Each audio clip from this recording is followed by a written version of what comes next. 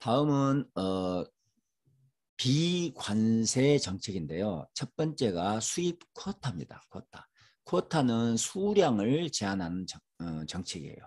관세는 가격을 높여가지고 수입을 제한한다면 쿼타는 수입량을 제한하는 정책이다. 이렇게 보시면 되겠습니다. 그러면 관세하고 쿼타가 무슨 차이가 있느냐? 수입제에 대한 수요가 증가할 때 정책 효과에 차이가 난다. 무슨 이야기인 거는 우리가 쿼타 수량을 제한하게 되면 가격이 올라가게 되죠. 수입량이 제한되니까. 그래서 가격이 올라가게 되니까 관세하고 똑같은 효과를 받을 수가 있는데, 만약에 그 제품 수입제에 대해서 소비 수요가 증가했다고 생각하면 관세의 경우에는 가격이 그대로 있으니까 수요량이 증가해요. 수입량이. 근데 쿼타의 경우는 수입량을 제한하게 되기 때문에 뭐가 올라가게 되겠습니까? 수요가 증가하면 뭐가 올라가게 되겠어요? 가격이, 국내 가격이 이렇게 올라가게 된다. 관세의 경우에는 뭐가 올라갑니까? 수입량이 증가하는 거죠. 그래서 차이가 난다. 둘째, 관세는 수입 규제 효과가 불확실한 반면에 수입 쿼타는 수입량을 확실하게 제한한다. 수입량으로 제한하니까 그렇겠죠. 셋째, 수입 쿼타는 가격의 상승폭을 예측하기 어렵다. 자, 관세의 경우에는 10% 가격이 상승한다고 볼 수 있는데 쿼타의 경우에는 수입량을 제한했을 때 가격이 10%가 올라갈지 5%가 올라갈지 그걸 알 수가 없다는 겁니다. 마지막으로 수입 면허를 받은 사람은 이익을 얻기 때문에 누구나 수입 면허권을 받고자 한다. 국제시장 가격으로 수입을 해가지고 국내에다 팔려고 봤더니 공급량이 제한이 있으니까 가격이 올라가게 될 거 아니에요. 가격이 올라가니까 이 면허권만 갖게 되면 누구나 다 땅짓고 헤엄치기죠. 누구나 다 이익을 얻을 수 있기 때문에 이 수입 면허권을 받고자 하고, 그러기 때문에 부정부패가 발생할 소지가 있다. 뭐 이런 취지가 되겠습니다. 우리 교과서 박스에 한국의 쌀 시장 개방, 관세와 유예와 전환이 나와 있는데 간단히 설명드리고 여러분들이 한번 읽어보시기 바랍니다. 자, 이걸 보시면 우루과이 라운드 협상이 1986년부터 94년까지 계속되고 이제 95년부터 WTO가 출범하면서 모든 농산물을 관세와 개방을 원칙으로 했습니다. 관세화. 그래서 관세화로 하게 되면 우리나라 쌀 가격이 외국의 쌀 생산비보다 3배 내지 5배가 더 높다고 그래요. 그러니까 관세화를 하게 되면 어떻게 되겠습니까? 외국 쌀이 물밀듯이 올 것이고 그러면 한국 농민들이 어려움을 겪게 되겠죠. 그래서 관세로 전환하는 것을 한 10년간 유예해달라 해서 그 유예를 받은 거예요. 대신 그냥 유예한 게 아니라 대신 우리가 의무적으로 쌀을 얼마를 수입하겠다 이렇게 해서 10년간 유예를 받았는데 이제 10년이 지나고 나니까 관세로 전환해야 되잖아요. 관세로 전환해야 되는데 2005년이 되니까 농민들이 관세로 전환하면 여전히 우리나라 쌀 생산비가 높기 때문에 외국 쌀이 들어올 수밖에 없을 것이고 그러다 보니까 농민들이 극렬하게 반대를 하고 그래서 다시 10년간 관세로 전환하는 것을 유예했습니다. 자, 그러니까 여기도 쿼타로 제한을 했고 여기도 쿼타로 쌀 수입을 제한한 거죠. 자, 그러고 또 다시 10년이 열렸어요. 자, 그래서 여기서 다시 농민들이 반대를 하고 쿼타로 제한하려고 했더니 이제는 의무 수입 물량을 2배로 늘려달라는 거예요. 그런데 2배로 늘리게 되면 우리나라 쌀이 남아도 온단 말이에요. 자, 그래서 여기서는 이제 농민들을 설득하고 해서 관세화로 전환을 했다. 대신 관세율을 쌀 수입에 대한 관세율을 500% 정도로 하고 관세로 전환했다. 이런 내용이 되겠습니다. 자, 다시 말해서 농민들을 보호하기 위한 확실한 수단은 쿼타다는 이야기입니다. 관세로 전환했다가는 외국 쌀이 들어올 수밖에 없다. 왜요? 생산비 차이가 너무 크기 때문에 그렇다는 이야기가 되겠습니다. 다음은 수출 자율 규제입니다. 수출 자율 규제는 말 그대로 voluntary export restraint, 수출을 자율적으로 규제한다는 거예요. 수출국이 자발적으로 수출량을 일정 수준으로 제한하는 정책, 이게 이제 수출 자율 규제가 되겠습니다. 이건 수출 자율 규제도 수량 제한이므로 수입 쿼타와 경제적 효과가 유사하다. 그러니까 수입 쿼타는 수입업자가 수입을 제한하는 거고, 수출 자율 규제는 수출업자가 수량을 제한하는 것입니다. 어쨌든 수량을 제한하기 때문에 가격이 올라가게 되는데, 그림 9일에서 C, 이게 이제 정부 수입에 해당되는 부분인데, 이 C가 수입 쿼타에서는 수입업자가 가져가게 되겠고, 수출 자율 규제에서는 수출업자가 규제하게 되니까 수출 가격이 올라가게 되겠죠. 그래서 수출업자의 몫이 된다는 것입니다. 그러면 수입국은 자기가 규제를 하면 그 C에 해당되는 것을 자기가 가져가니까 이득인데, 왜 자기가 가져가지 않고 수출업자에게 규제를 해달라고 할까? 수출 자율 규제를 요구할까? 그것은 가트에서도 WTO에서도 보호무역을 실시하는 것을 허용하지 않죠.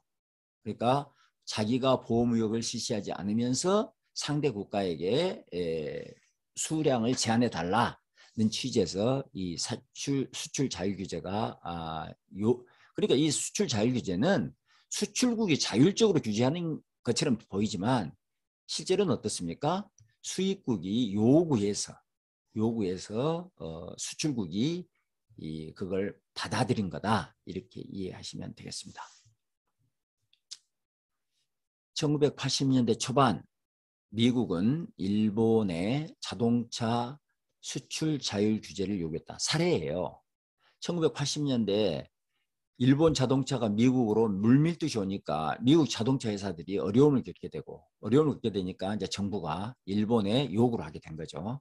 그래서 81년에 일본은 미국에 대한 자동차 수출을 168만 대로 한정을 했고, 84년에 185만 대로 상향을 했고, 그다음 85년에 다시 230만 대로 상향해서 일본이 미국으로 수출하는 자동차를 스스로 규제를 한 거예요. 그럼 일본 자동차가 미국에서 어떻게 되겠습니까? 가격이 올라가겠죠. 가격이 올라가니까 미국 자동차 회사는 이익을 얻고 일본 자동차 회사도 이익을 얻었겠죠. 누가 손해를 봤겠습니까? 소비자들이 막대한 손실을 보게 된 거죠. 미국 자동차 기업은 가격 상승, 생산 증가의 이익을 얻었다. 그러나 자동차 가격의 상승으로 미국 소비자가 손해를 입었고, 전체적으로는 미국이 생산은 이득이고 소비자는 손해를 받았지만 이 두 개를 더하고 빼고 하면 어떻다는 겁니까? 이익보다는 손실이 훨씬 더 컸고, 그래서 1985년 이후에 이 수출 자율 규제를 해제를 하게 됩니다. 다음은 수출 보조금에 대한 내용이 되겠습니다. 수출 보조금은 수출의 보조금을 수출할 때마다 일정액의 보조금을 지급하게 되는데, 수출 보조금을 지급하면 국내 가격이 상승하게 됩니다. 수출 보조금을 지급하는데 왜 국내 가격이 상승할까? 예전에는 100원짜리까지만 생산비가 100원인 것만 수출을 했다고 하면, 만약에 보조금을 주게 되면 어떻게 되겠습니까? 110원에 생산하는 제품도 10원의 보조금을 주면 국제시장에서 수출을 하게 되겠죠. 그러니까 이제는 가격이 110원으로 올라가게 된다는 것입니다. 자, 110원으로 올라가면 외국에서 그러면 사면 될 거 아니냐? 물론 외국에서 사면 가격이 다시 100원으로 내려가겠죠. 근데 여기서 가정은 뭔 거는 이 제품이 수입이 되지 않고 우리나라만 이 제품을 수출한다고 전제를 하게 되면 보조금을 주게 되면 국내 가격이 이렇게 110원으로 100원이 110원으로 올라가게 된다. 이렇게 볼 수 있겠습니다. 그림을 이용해서 이걸 설명해 드리도록 하겠습니다. 자, 그림을 보시면 원래 이제 국제 시장 가격이 PEW였는데 보조금을 subsidy, 이걸 S만큼 보조금을 줬다고 하면 이만큼 보조금을 주니까 국내 가격이 이렇게 올라간다는 거예요. 국내 가격이 올라가니까 컨슈머 서플러스가 어떻게 되겠습니까? 무조건 손해겠죠. 이게 디맨드 커브고 얼마큼 손해가 있겠어요? A 플러스 B만큼 소비자들의 손실이 발생하게 되겠다. 프로듀서들은 어떻게 되겠습니까? 가격이 올라갔으니까 이익이 발생하겠죠. 생산자들은. 얼마큼 이익이 발생합니까? 플러스 A, B, C만큼 생산자들은 이득이 발생하고 가버먼트 서브시디는 가버먼트 레비드는 손실이 발생하게 되는 거죠. 가격이 올라가게 되니까 여기서 이만큼의 수출이 이루어지고 이 수출에 대해서 보조금을 줘야 되니까 마이너스 B, C, D만큼 보조금 손실이 발생하게 된다는 것입니다. 자, 그러면 우리 국가 전체적으로는 이걸 더해야 되니까 더하면 어떻게 되겠어요?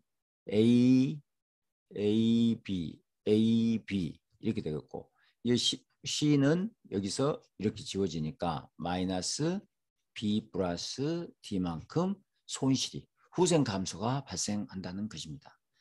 자, 다시 이야기를 하면 국제시장에서 우리가 수출하는 양이 이만큼 수출했었죠.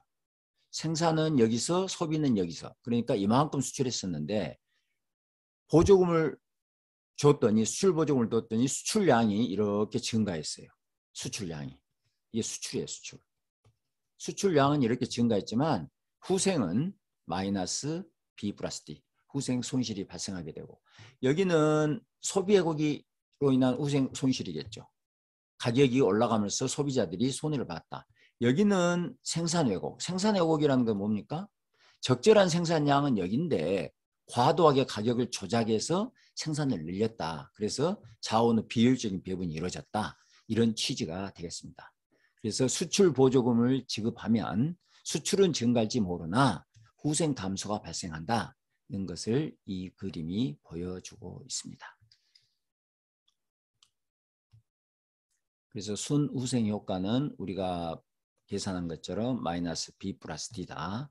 대국에서 수출 보조금의 순후생 손실은 B 플러스 D보다 커진다. 대국에서는 왜 그러겠습니까? 국제시장 가격이 하락하게 되니까. 대국에서는 관세를 부과한 경우와 후생 수준을 비교하면 관세를 부과하는 경우에는 후생 수준이 증가할 여지가 있는 거죠. 뭐 때문에? 이 때문에. 근데 여기서는 대국은 소국보다 후생의 감소폭이 더 커진다 이겁니다. 왜 그러죠? 국제시장 가격이 하락할 가능성이 있기 때문에 후생 손실이 B 플러스 D보다는 더 커질 것이다. 이렇게 우리가 생각해 볼 수가 있겠습니다. 다음은 반덤핑 관세입니다. 덤핑이라는 것은 상품을 국내에서보다 낮은 가격으로 해외에서 판매하는 것. 그러니까 국내에서는 100원에 팔고 있는데 해외에서는 90원에 파는 것. 이걸 우리가 뭐라 그러는 거는 덤핑이라고 국제경제 이야기에서는 이걸 덤핑이라고 표현을 하고 있습니다. 그래서 이제 덤핑의 종류에는 약탈적 덤핑, 산발적 덤핑, 지속적 덤핑이 있습니다. 약탈적 덤핑은 상대방 국가의 기업을 갖다가 없애기 위해서, 제거하기 위해서 일시적으로 가격을 떨어뜨리는 거. 이게 이제 약탈적 덤핑이죠. 나쁜 거죠. 그다음에 산발적 덤핑은 이제 우리가 재고가 쌓이다 보니까 그 재고를 해소하기 위해서 일시적으로 가격을 떨어뜨리는 거. 이게 이제 산발적 덤핑이 되겠고요. 지속적 덤핑은 이윤 극대화를 위해서 외국에서 가격을 낮게 매기는 것이 이윤 극대화에 도움이 된다는 거예요. 기업에. 그런 것을 지속적, 계속 그런 덤핑이 이루어진다. 그래서 지속적 덤핑이라고 이야기하고 있습니다. 지속적 덤핑은 이윤 극대화를 위한 일종의 가격 차별 행위다. 국내 시장에서 독점적 지위를 있는 기업이 이윤 극대화를 위해서 해외 시장에서는 낮은 가격을 부과하고 있다. 자, 문제가 되는 것은 약탈적 덤핑이죠. 약탈적 덤핑은 불공정 무역이므로 무역 규제가 허용이 된다. 규제 수단으로 반덤핑 관세. 규제 수단으로 반덤핑 관세라는 것은 여기서 100원인데 여기서 90원. 그러면은 덤핑을 했구나. 덤핑한 거잖아요. 그래서 이 10원에 해당되는 만큼 관세를 부과한다. 이게 지금 반덤핑 관세가 되겠습니다. 교과서에 덤핑과 가격차별에 대한 박스가 나와 있는데요. 가격차별은 여러분들이 미시경제학에서 배웠을 것이고, 가격차별이라는 것은 독점 기업이 서로 다른 소비자 집단 두 집단, 뭐 세 집단이 있다면 그 소비자 집단에 대해서 서로 다른 가격을 부과하는 행위를 우리가 가격차별이라고 합니다. 그러니까 동일한 제품에 대해서 다른 가격을 부과하는 거예요. 예를 들면 똑같은 영화를 보는데 일반인하고 뭐 학생하고 요금이 다르다든지, 그 다음에 학술지를 도서관에서 사는 경우하고 교수가 사는 경우하고 뭐 대학원생이 사는 경우하고 가격이 다르다든지, 이런 것이 일종의 가격차별이 되겠습니다. 자, 그럼 독점 기업들이 이런 가격 차별하기 위해서는 어떻게 해야 될까? 자기가 가격을 결정할 수 있는 능력이 있어야 되겠죠. 그 다음에 소비자를 분리할 수 있어야 되겠습니다. 저 사람은 일반인, 저 사람은 학생. 도서관에서 구입하는구나, 교수가 구입하는구나. 이렇게 소비자를 분리할 수 있어야 되고, 그 다음에 이제 마지막으로 소비자마다 그 가격에 대한 민감도가 달라야 된다는 거예요. 가격에 대한 민감도가. 예를 들어서 가격 탄력성이, 예를 들면 가격 탄력성이 높다, 낮다. 그러면 이 독점 기업이 가격 차별할 때 가격을 어떻게 부과하는 거는, 가격 탄력성이 높은 기업들은 가격을 어떻게 해야 되겠어요? 낮게 매겨줘야 되겠죠. 낮아야지 소비를 많이 하면서 수입을, 레비뉴를 높일 수 있을 테니까. 근데 가격 탄력성이 낮은 사람에게는, 낮은 소비자들은 가격을 높여도 소비 감소가 적으니까 가격을 높게 매기게 될 것이다는 것입니다. 가격을 높게 매기게 될. 자, 그래서 영화관 같은 경우에는 어떻습니까? 일반인들은 가격에 덜 민감하니까 일반인들한테 높게 매기게 될 것이고, 영화를 보면 일반인한테는 높게 매기고, 그 다음에 학술지 같은 경우는 도서관은 반드시 구입해야 되니까 탄력성이 굉장히 낮죠. 그러니까 도서관에는 이렇게 높은 가격을 부과하게 될 것이다. 이렇게 이해할 수 있겠습니다. 소비자의 분리가 가능하다면 수요 탄력성이 작은 소비자에게는 높은 가격을, 수요 탄력성이 큰 소비자에게는 낮은 가격을 부과함으로써 이윤을 높일 수 있다. 덤핑은 해외 시장, 국내 시장, 해외 시장 이렇게 이야기하면, 만약에 현대자동차가 국내 시장에서는 독점이에요. 근데 해외 시장에서는 경쟁. 이렇게 우리가 설명을 해보면, 독점이니까 수요 탄력성이 낮죠. 소비자들이 다른 데로 못 간단 말이에요.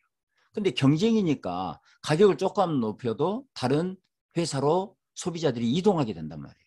그러니까 여기는 탄력성이 높고 탄력적이고, 여기는 비탄력적이라는 거죠. 비탄력적. 그러니까 비탄력적이다 보니까 여기서는 가격이 높게 부과되고, 여기는 탄력적이니까 가격이 낮아진단 말이에요. 자, 그러면 여기는 가격이 높고 여기는 가격이 낮으니까 이게 일종의 덤핑 행위가 된다는 이야기가 되겠습니다.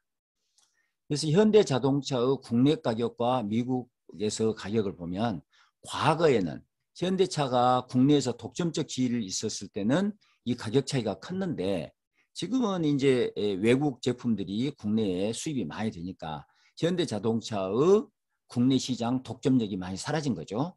자, 그러면서 이 가격 차별, 덤핑, 이 가격 차이도, 국내와 미국 가격 차이도 과거보다는 훨씬 줄었다. 이렇게 볼 수 있게 했습니다.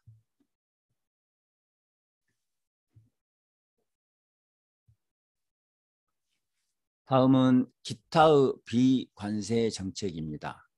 간단히 설명드리도록 하겠습니다. 시장 질서 유지 협정은 수입 증가로 인한 시장 교란을 방지하기 위해서 상호간 협정에 따라 수출국의 일정량의 범위 내에서 수출을 자율적으로 규제하는 조치를 말하고, 관세 할당제는 수입기기 일정한 수량까지는 저관세, 그리고 수입량이 늘어나면 늘어날수록 관세를 높이는 것. 이게 이제 관세 할당제가 되겠고요. 상계 관세는 수출 보조금을 주면 부당행위잖아요. 그래서 수출국 정부가 수출 보조금을 지급한다면 수입국이 이를 정상 가격으로 회복시키기에 수출 보조금만큼 관세를 부과하는 것. 그래서 이걸 상계 관세라고 합니다. 긴급 수입 제한 조치는 수입의 급증으로 수입국이 국내 산업에 중대한 위협을 받거나 국제 수지를 긴급하게 보호해야 하는 상당한 이유가 있을 때, 그러니까 긴급하게 수입을 제한하는 조치다. 이렇게 이해하시면 되겠습니다. 그리고 행정적 규제는 수입업자에게 행정력을 행사하여 수입을 제한하는 정책. 예를 들면 수입자의 특허, 상표권 침해에 따른 불공정 거래 혐의 제소, 이런 행정적으로 수입량을 규제하는 것, 이런 것이겠고요. 기술적 규제는 기술의 어떤 표준을 바꿔서 수입량을 규제하는 것.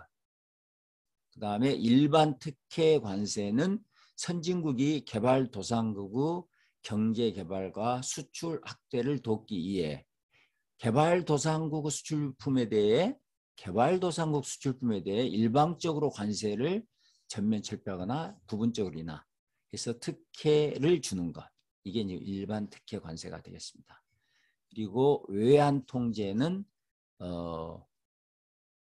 수입의 수단이 되는 외환의 공급을 통제함으로써 간접적으로 수입을 제한하는 조치.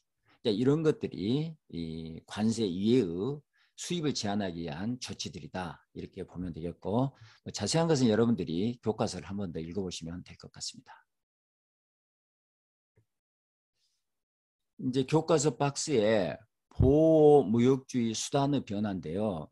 내용은 뭔고는 주요 내용은 경기가 좋을 때는 관세 정책으로 하다가 경기가 나빠지거나 자국 경제가 어려워지면 비관세 정책들이 도입된다는 내용이 되겠습니다. 자, 간단히 살펴보도록 하겠습니다. 1970년대 후반에 보호무역주의가 있었다. 이때 관세가 아닌 쿼타나 수출 자율 규제 같은 이런 비관세 조치를 활용을 했다. 1973년, 1978년 1, 2차 오일 쇼크로 세계 경제의 성장이 둔화되고 불황이 지속되면서 실업이 급증하자 자국 산업을 보호하고 싶은 유혹이 발생하게 되는 거죠. 그래서 신보호무역주의가 등장하였다. 특히 제조업 경쟁력을 상실한 미국 등 선진국들이 보호무역 정책을 실시하였다. 1986년 우루과이 라운드 이후 2000년대 중반까지, 86년부터 2000년대 중반까지 약 20여 년간 이제 자유무역으로 무역이 증가하고 경제가 성장하고 세계 경제가 호황을 누리게 되었습니다. 그런데 2008년에 세계 금융위기가 발발하게 되죠. 세계 금융위기가 발발하게 되니까 각국 경제가 어려움을 겪게 되면서 다시 이런 신보호무역주의 유혹이 등장하게 됩니다. 세계 무역의 증가세는 급속히 둔화되고 일자리 감소, 소득 불평등이 심화되면서 세계 경제는 보호무역주의로 회귀하였다. 이러한 보호무역의 확산은 미국을 비롯한 선진국이 주도하고 있었고 보호무역의 수단으로 관세보다는 다양한 비관세 조치를 활용하고 있었다. 이러한 현상은 과거 1970년대 후반에 등장한 신보호무역주의와 굉장히 비관세 정책을 썼다, 선진국이 주도했다는 것이 70년대 후반의 신보호무역주의와 유사했다는 것입니다. 그래서 이제 그림을 보듯이 관세율은 점점 하락한다. 정말 자유무역이 확대되고 있는 것 같은데 비관세 조치는 증가하고 있다는 거예요. 그래서 세계 전체 비관세 조치 건수가 2000년 1,400건 정도에서 2012년에 3,000건으로 2배나 증가하게 됐다는 것을 볼 수가 있습니다. 자, 그림을 간단히 한번 볼까요? 보면 이 파란색은 관세거든요. 보면 관세율은 이렇게 지속적으로 하락하고 있는데 비관세 조치는 이렇게 증가하고 있다는 것을 볼 수가 있습니다. 2008년 세계 금융위기 이후 신보험위기의 특징은 뭘까? 정의되는 거 간단히 한번 보도록 하겠습니다. 선진국이 주도하고 신흥국이 동참하는 형식으로 보험위기주의가 확산됐다. 그 다음에 비관세 조치의 비중이 증가하고 그 비관세 조치 유형이 굉장히 다양화됐다. 셋째, 보호 조치의 대상 범위가 확대되었다. 1970년대 후반에는 국경 간 무역에 직접적으로 영향을 미치는 무역 정책을 시행했는데 2010년대에는 국내 정책과 연관된 분야까지 비관세 조치의 대상 범위를 확대하면서 수입 규제를 해왔다. 이런 내용이 되겠습니다. 이상으로 제9장 강의를 모두 마치도록 하겠습니다.